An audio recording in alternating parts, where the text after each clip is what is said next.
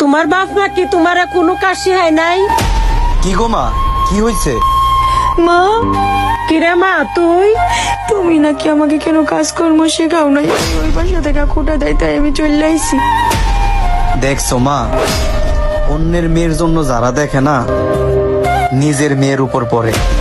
একটা মেয়ে না বাড়ি থেকে কাম শিক্ষা আয় না, শ্বশুর বাড়িতে আস্তে আস্তে কাম শিক্ষা কামলা হয়।